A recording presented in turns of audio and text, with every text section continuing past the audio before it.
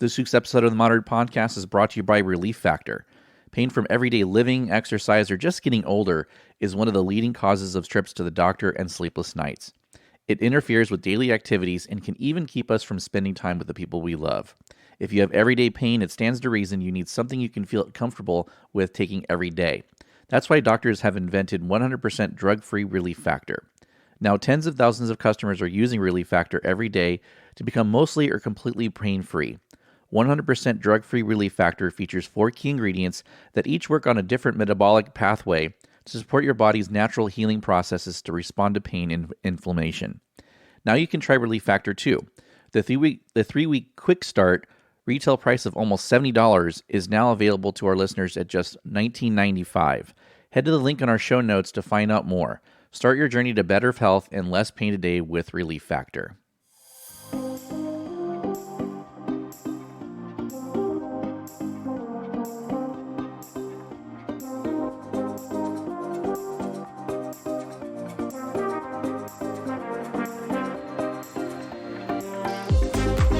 Hello again, everybody. Welcome to this episode of the Moderate Podcast for Saturday, June 26th, 2021. Glad to have you as always. And I think this shorter format of the show is here to stay. There's no reason to believe that it's going to get longer. And there's a couple of factors in that. Number one, again, I've been just not having a lot of time to do show prep. And as a matter of fact, today's episode, in terms of what we're going to talk about, may be a little bit on the head scratching side, like this is kind of a weird thing to talk about on a political show, although it does have some bearance on politics. And this is where kind of my take on local government and my knowledge of local government will probably guide in the conversation a little bit. But it's a combination of time, and also, with Trump out of office, there really just is not as much to talk about. And so I think that we're going to be, just having to kind of muddle through what's going on. It's kind of, boring stuff. But and coronavirus is continuing to dwindle down, even though the media is still trying to keep it alive with this Delta Plus. Is it Plus? Delta Plus? I can't remember what it is. Again, you have my dog shaking in the background all over the place because I still can't put them in the garage. You're going to hear jingling of things because they decide that they need to shake every 5 seconds while I'm recording, walk around, and have their nails clip on the hardwood floor. They could just lay down. I think that would be great. So anyway, that's just all to say that there's just not a lot of time and not a lot of material on this show. And so anyway, I digress.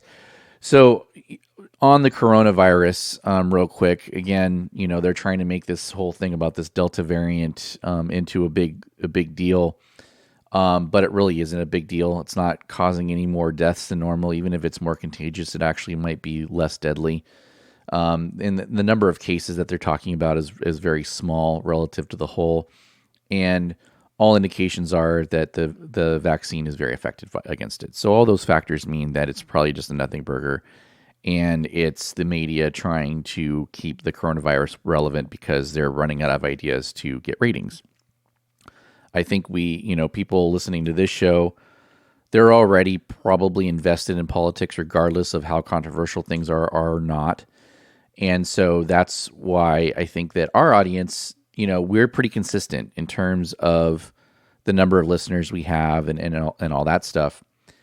But I think the traditional media and the major media companies rely on things that will attract more viewers. And they're just not getting that. Although there was a couple of major things that were newsworthy, that we're actually going to talk about today. And but with COVID and now with California being opened up, employers easing up on restrictions and things like that, I've already noticed that traffic was really kind of starting to get back to pre-COVID levels. Not quite, but it was starting to edge that way. And I think it took another step this week with the reopening a lot of California industry. But I don't know if it'll get 100% back to that, because you still have the factor of some people still working at home, and that they will continue to work at home because, quite frankly, they found that they can do it. They like doing it, and their employers are okay with it because they didn't lose productivity. And ultimately, it could lead to happier employees. Now, in my case, working at home was harder. In government, personal connection is a big thing. And maybe that's an old school type of mentality a little bit.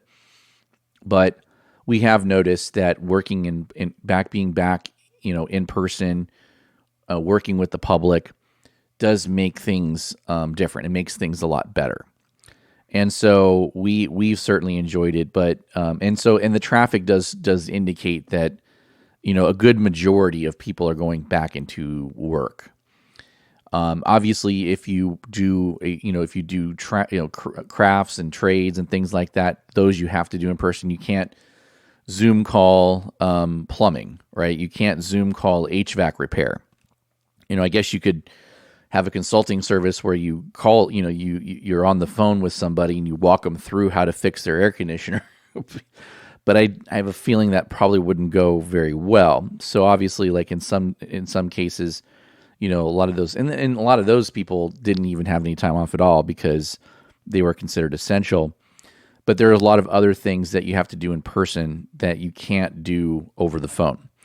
So that's where that comes into play. But, again, we talked about it last week, the fact that we're a service economy, right? We're more and more getting to be a service economy. Some of those things are in-person experiences, but also some like, working in offices and consulting and things like that, and intellectual type of things, which can be done at home to a certain extent. So that's why I think that shift was already happening. The pandemic kind of accelerated it a little bit.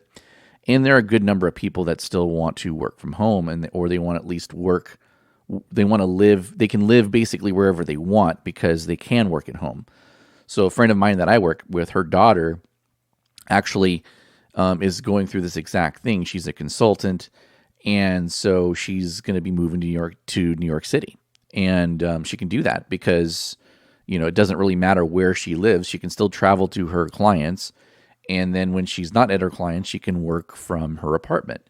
So she can basically live wherever she wants. And she's done that. She's, lived at home for a while. She moved up to San Francisco to a family member's house. And now she's moving to New York. So, there's different things that you can do, you can have more flexibility in terms of where you live. And that has really kind of driven some of the real estate prices in places and it's accelerated faster in places that are more affordable, because now it's like, okay, well, now I can live farther away from the office because either I don't have to go in as often or I don't have to go in at all. So now I can actually go further east or north or wherever outside of the city and get a house that allows me to have more space, that's more affordable, things like that. But what that's going to have the effect of is it's going to raise the prices in those areas because there's going to be more demand, which for me is a good thing because I've already been living out in the suburbs, I guess if you want to call them that, here in Southern California. So, I've already kind of, paid for those lower prices, and now I get to build up my equity because other people are joining us out here. So, hey, works for me. So, and this kind of dovetails a little bit. It's a stretch of a transition, but it dovetails into the discussion about infrastructure. So, apparently, the Senate Democrats and Republicans who have been working on an infrastructure deal have struck a deal this week. President Biden had almost put that deal in jeopardy, and it still could be in jeopardy because of some of the things that he said. One of the things he has said is that, well, he won't sign that without a reconciliation bill. He wants them to be done in tandem. And Republicans are like, whoa, wait a minute. That's a kind of a bait and switch here. What's going on? Like we're working on just the infrastructure bill. Why are we talking about that as well? I mean, that you can't change the deal once we make a deal. You know what I'm saying? And now, to be fair, that was probably always understood to be the case, and so it's not like it should be a shock to the Republicans. But because Biden made that gaffe and he made that statement, they can take advantage of it and play to their base again and say, look, hey, we didn't know that, even though they totally did.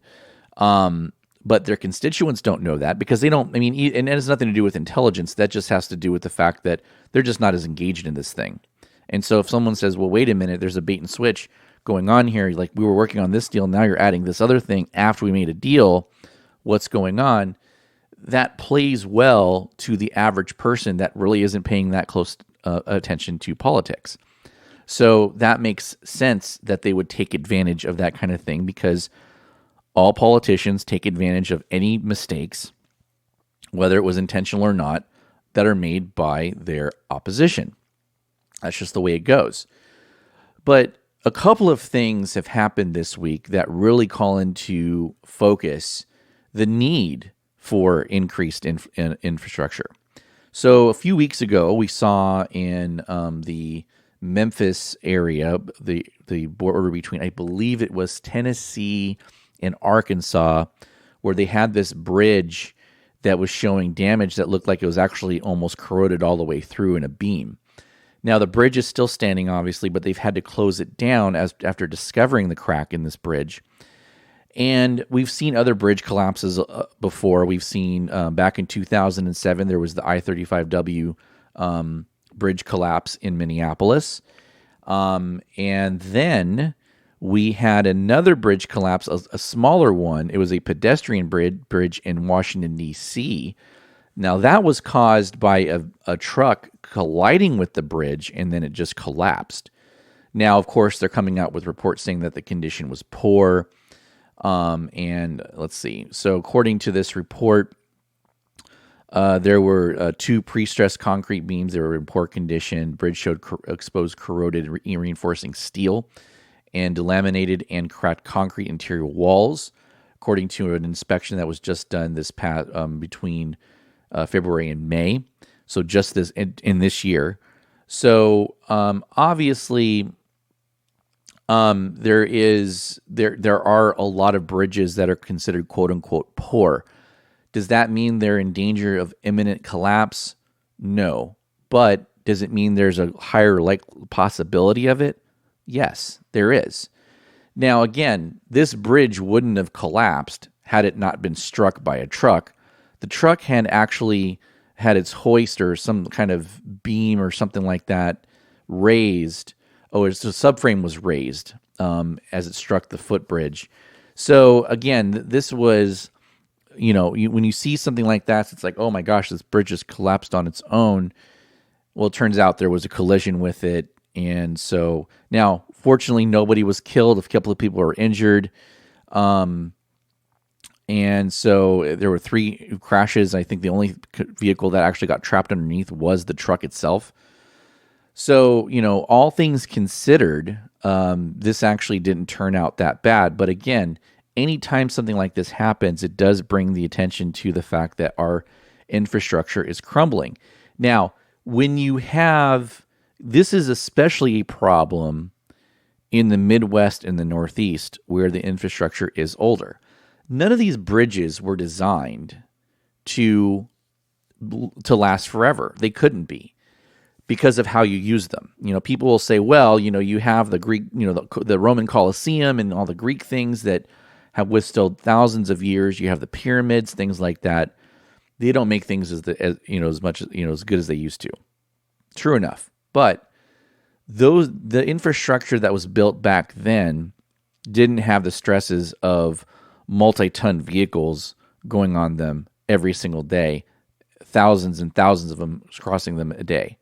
So the bridges that we have today, the infrastructure that we have today, has a lot more wear and tear because of how we use them. So that is going to, and these structures just cannot last under that stress forever. They can be designed to withstand lots of things, lots of weight, earthquakes. In California, actually, we probably have a little bit of an advantage in infrastructure because everything's so overbuilt because of earthquakes. So we're building it to withstand earthquakes, but the side effect, the side benefit of that is that they will last a lot longer because they are designed so well. That also makes them way more expensive.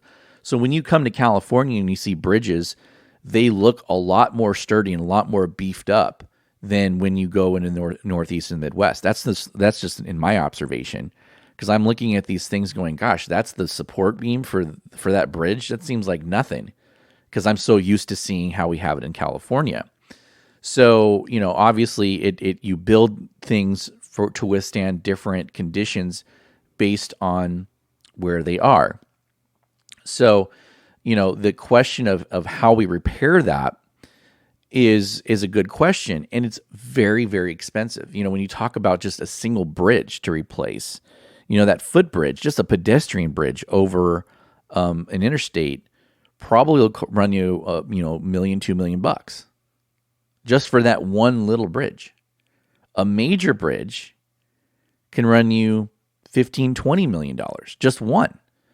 And there are thousands and thousands and thousands of bridges in this country, a lot of which are rated the same way this bridge is, or was, because it's not there anymore. So there's a lot to be said about spending on infrastructure. And while we pay all this money towards our gas taxes and blah, blah, blah, you do, but it's not enough. And that's the thing. The idea, the concept that we are paying too much in taxes. Well, relative to what? I mean, the question always is, well, relative to what? What does that mean exactly? What are we comparing it to? That's what always gets me about this kind of thing, is what are we comparing it to? And also, the standards that we have changed because we learn things. And that leads me to the building collapse in Miami. That was probably, obviously, the biggest news in terms of disasters that have happened in the past week. Actually, probably even longer than that, if you consider how devastating that thing was in Miami.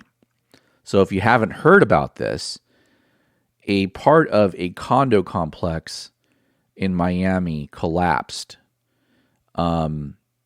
this past, I think Thursday or Wednesday. I think it was Wednesday that this happened.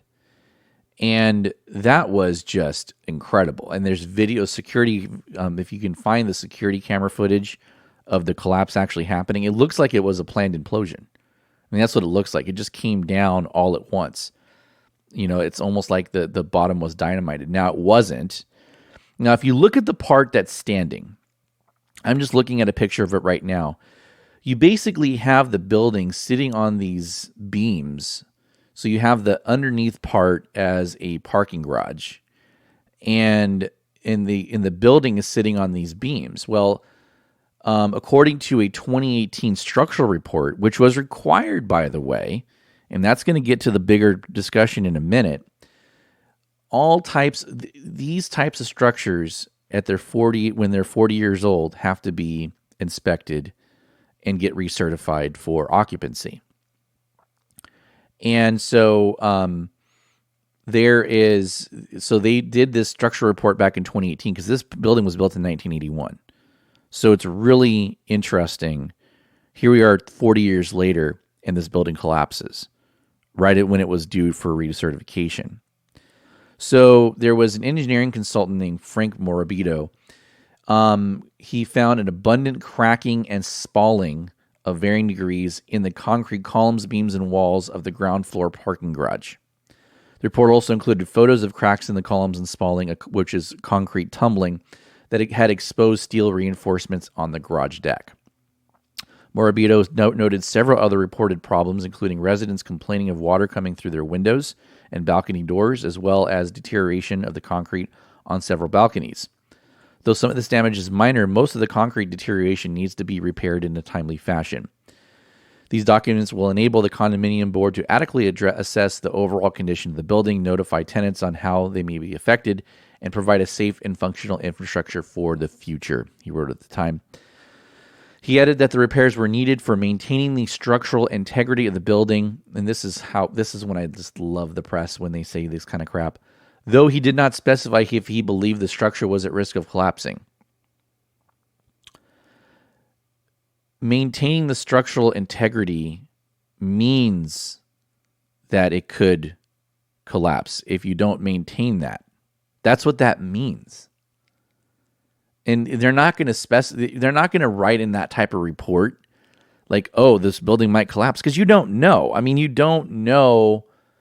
Could if you don't have structural integrity, could that happen? Of course it could. That kind of goes without saying. So the fact that he didn't specify if he believed the structure was at risk of collapsing is just it's completely unnecessary to add to the story. I mean, this just goes to show reporters just, they really don't know anything about anything. I'm sorry. And I've reporters that are friends, but God, you guys just say some of the stupidest things sometimes. The New York Times talked to Kenneth Director, who is a lawyer representing the condo association. He told the New York Times that repairs in the building that were suggested in the report had set to begin soon. They were just about to get started on it. Morabito declined to comment on the report. The Times noted that the 40-year requirement for recertification for buildings was established following a previous building collapse in Miami in 1974. So as of right now, 159 people remain unaccounted for.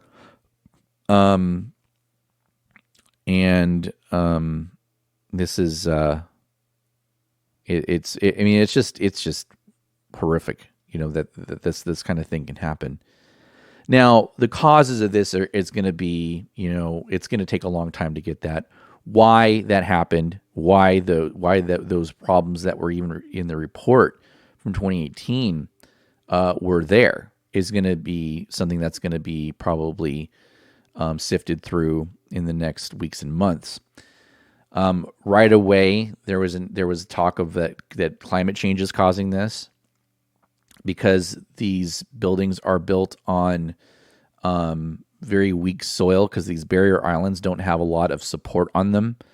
So could that, because the foundation that they're built into, be a factor? Could be. Is it climate change? Could be, because they say these barrier islands shift as a result of rising sea levels. But again, that gets to the, then it gets to the whole argument, well, what's causing that, blah, blah, blah. Now, they've warned for years that building on these barrier islands, so you have these barrier islands that exist in Florida, and North Carolina has famous ones, Virginia has some even, so you have the South and Mid-Atlantic states that have these barrier islands that they've built a lot of infrastructure on, to the tune of about $3 trillion worth of real estate, that they shouldn't be there at all. Irrespective of climate change, just that the structural, they cannot build something that is structurally integral on these types of islands. So that's part of the problem that we see here. But the bigger thing is, when we talk about making this a political thing, and not making it political, but when you have people that are limited government, and the question is always, how much is too much government and how much is too little government? If you did not have standards in place, and a lot of the government standards that we put in place are usually in reaction to things that happen. So, for example, this 40-year recertification process, and if they don't pass that recertification process, pretty much the building has to be abandoned and is condemned to either be repaired, and if it's beyond repair, it has to be demoed. And there have been reports, not a lot, but there have been reports of other similar types of buildings that have been shut down in Florida as a result of this. Now, if it weren't for government coming in there and having these rules and enforcing these rules, the question is, would we have more things like this happen? And I would say yes. When we talk about small government and government overreach and overregulation and things like that, one of the things that we should not and cannot compromise on, in my opinion, is building codes. those types of standards for whether it's electrical, plumbing, actual structural integrity, because at this point, this is a building that was built 40 years ago, right? And so anybody that if there was design flaws that are found in this building, and maybe it passed inspection at the time, and it wouldn't pass inspection today, let's say, because standards have increased, have changed, there's no recourse for these people at all. And if you don't have those standards in place to begin with, and you don't have people in government that are enforcing those rules, you would have many more of these things happening. Because I believe that you would have cut corners. And there are some things that barely pass inspection and then cause problems down the road. Like the house I lived in before I moved into the house I'm in now, we had tons of issues in that house, tons of them. And that's why you have a home warranty. But we heard that they ended up firing a lot of their subcontractors because of the shoddy work they were doing. But it was partially because they weren't passing inspections and having to do a lot of repairs and a lot of warranty repairs. So even if even after they did pass inspection, they still were having issues. So just imagine what it would have been like had those inspectors not had them correct some things. Yeah, would the cost be less? Probably, sure, it would, because they're not putting the work into it. And the reality is that, well, that's personal responsibility. No, it's not, because a lot of people don't understand this stuff. That's why you have these things. You rely on those things. You rely on experts to make sure that those things are correct. And the only ones that are going to ensure that they're correct is a government agency, quite frankly. I'm sorry, people might not might not agree with that, but it's absolutely true.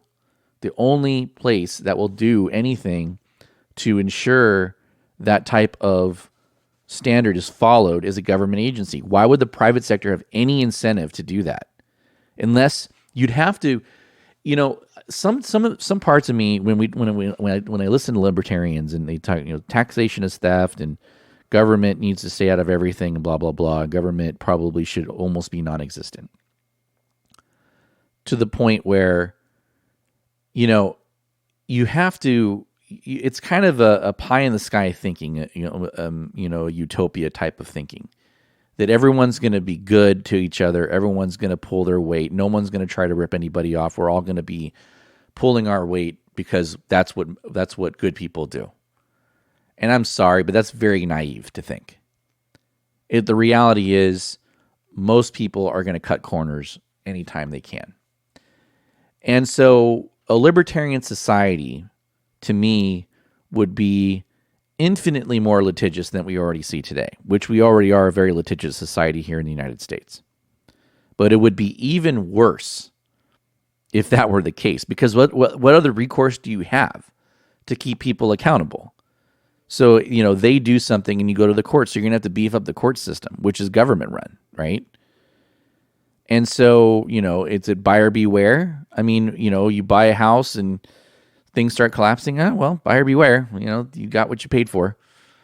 And what the market's not going to correct that, because the problem is that these problems that happen slowly, way on down the line, when the people that built them are probably dead, who's then responsible for them?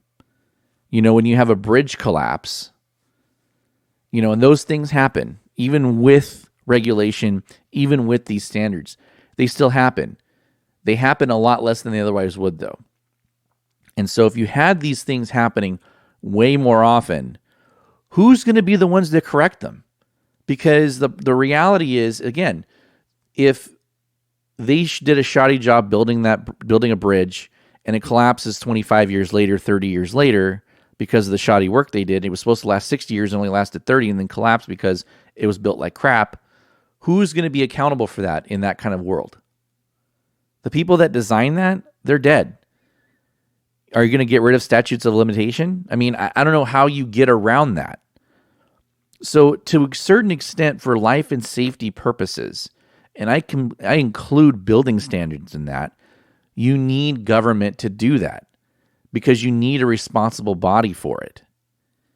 And, people are going to like, well, government's corrupt. Well, yeah, some people, everybody has corruption in their thing. But most government officials, including yours truly, actually have integrity and want to do a good job and are doing things for the right reason. I don't want to regulate people just because I want to have the power. I want to regulate the things that we should be regulating to make sure that stuff like what happened in Miami either doesn't happen at all or happens very, very, very in limited times. And it's because just some freak thing went wrong, not because no one's checking on it. I don't want to regulate everything to the point, though, where we're just regulating just to regulate. At that point, yeah, government's is too big at that point. I agree. And does that exist today? Absolutely. I'm not arguing that it doesn't, but it's not one extreme or the other. You don't go just from too much government to no government at all. There is a compromise there. And I think there's libertarians that believe that, but I just don't see it. And they just think that people are going to be able to take care of it themselves. How? How are you going to do that? People are shysters. There's too many people in society that are shysters. And I just said there's not a lot of people in government that are like that. It actually probably is. There's more integrity in government, like in government officials, than there is in other places of society. And that's a very unpopular opinion. And maybe I have a lot of bias towards it. But it's true. I see it all the time. All the time. I see people online. I see people in other industries always trying to take advantage of situations.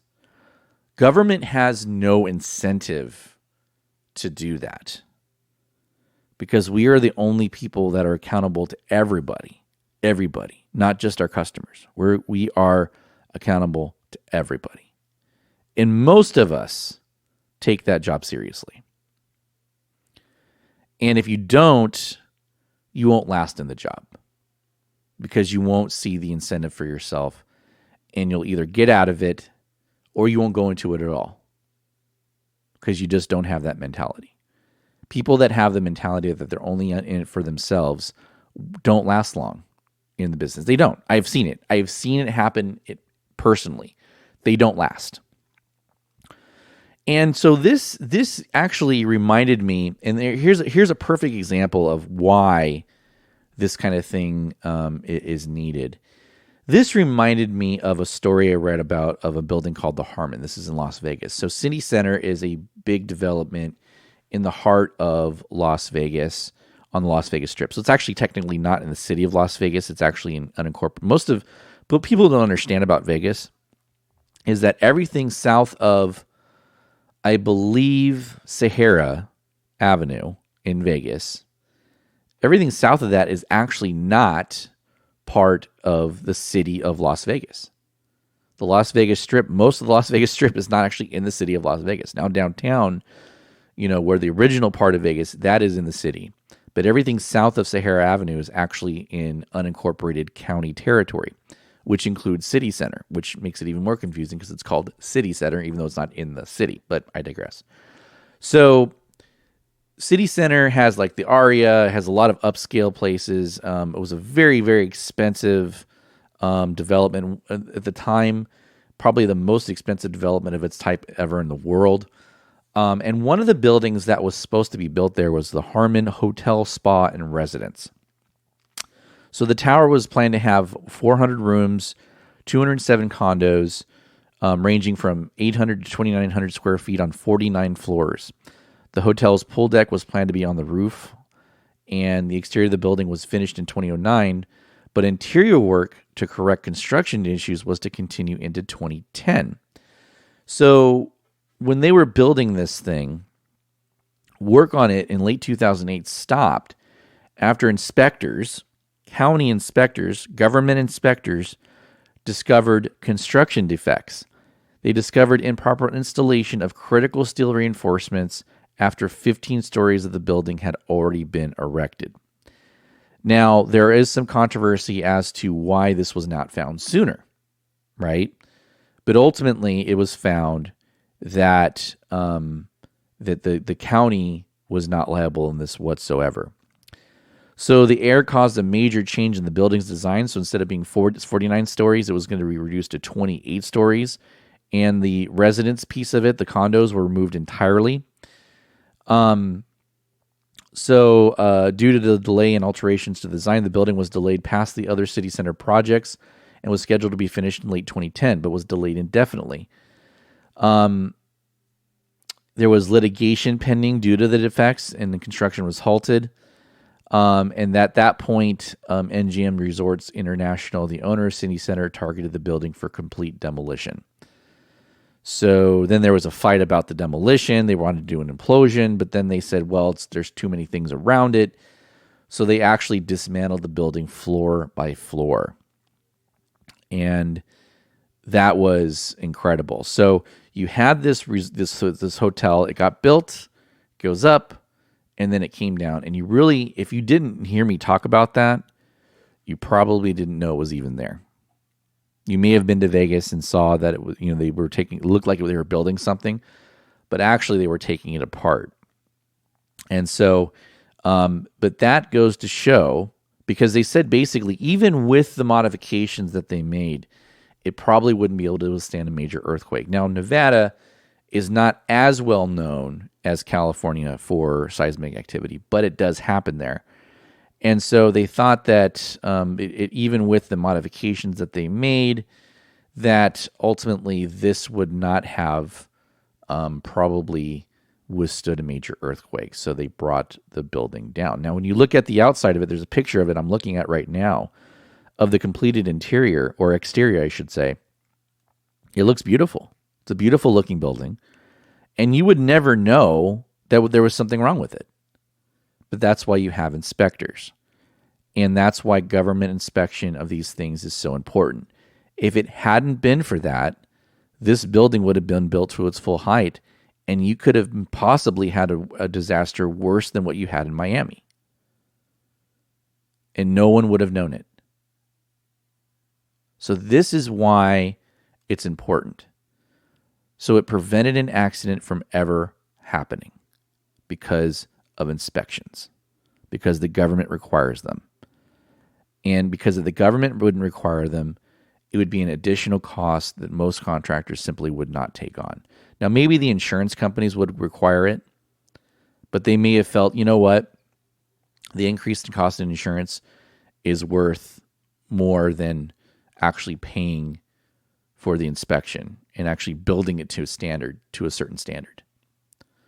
So, we have industry standards that, we have some industries that self-regulate, and we found that sometimes that doesn't work as well.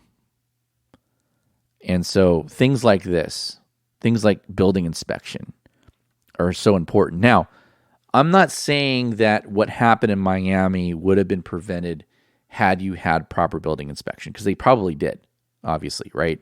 And that's why they have this recertification process. Maybe what this does is maybe instead of 40 years, we go to 30 years. We go to 30-year reinspection and recertification. Maybe that's the answer. But, then if something happens at year 29 or 30, maybe maybe we need to do 20 years type of thing. And so this does call, I hate to say it, but it does call for more government regulation in this case, I think.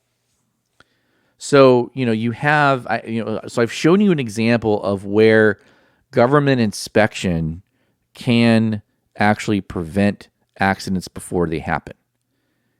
And it caused a major company to actually just take apart the whole building because they couldn't fix it. The problem was so bad they couldn't even fix it properly, and they had to take the building down rather than try to repair it. All because of government inspection that probably prevented a disaster from happening. Because again, if this is not discovered during inspection, and again, these are county inspectors that discovered this.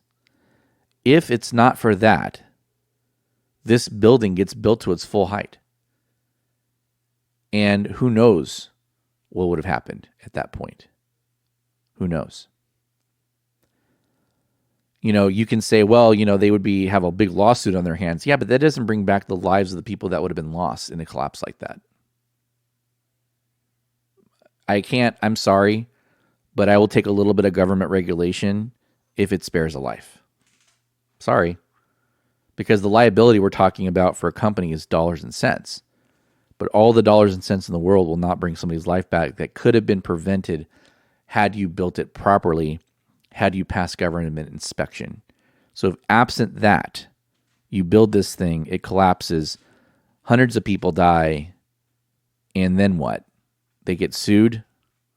Their insurance company pays out. Big whoop. You still have several hundred people died completely unnecessarily, all because you didn't want to have government inspections. So I'm sorry, but that's the case.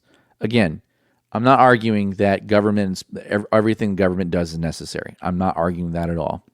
So please don't construe it that way. But what I'm saying, though, is that you cannot completely just get rid of it altogether. That's all I'm saying. So as this, I'm going to be paying attention. Probably won't talk about it on the show again, but I'm going to pay attention to what's happening with this building in Miami, because I'm always fascinated and I'm always curious about why these kinds of things happen.